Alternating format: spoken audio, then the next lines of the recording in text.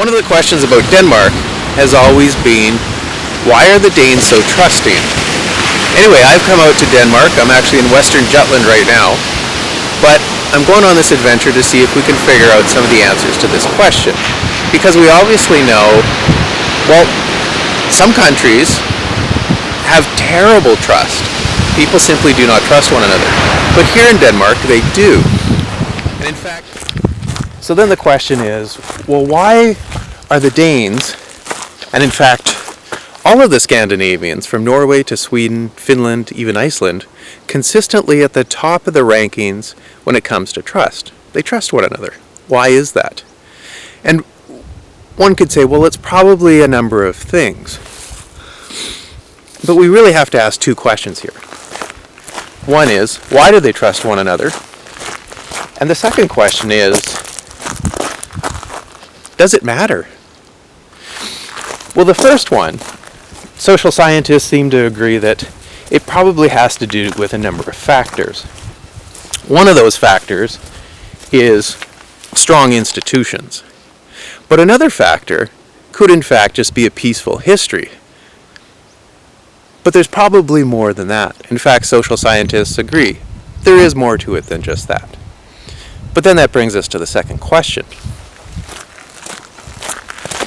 And that second question is, does it matter?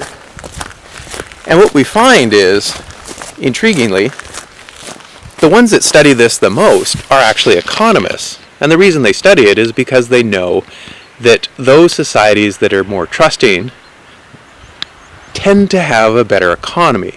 Or at least there seems to be a correlation. And the argument goes something like this.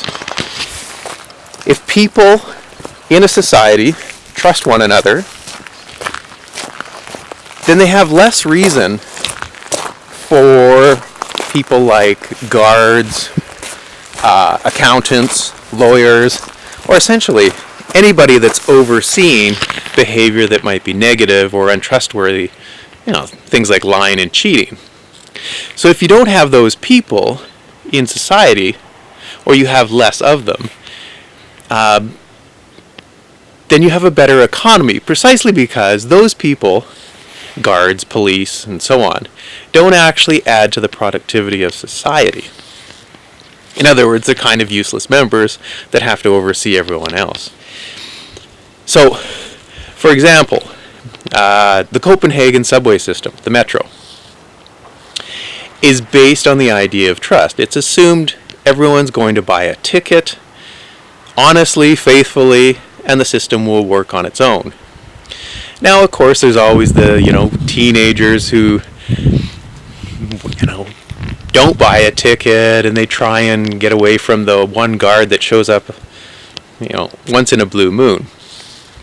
But for the most part, everyone buys a ticket and the system works effectively. There's very little need for somebody to oversee the turnstiles or the buying and selling of tickets and basically doing nothing productive for society. So you get rid of those people and you have a much more productive society. Productivity per person goes up.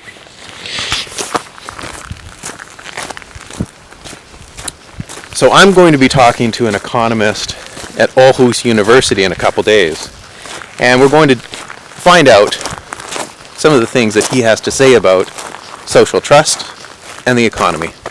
So thanks for joining me. Talk to you again soon.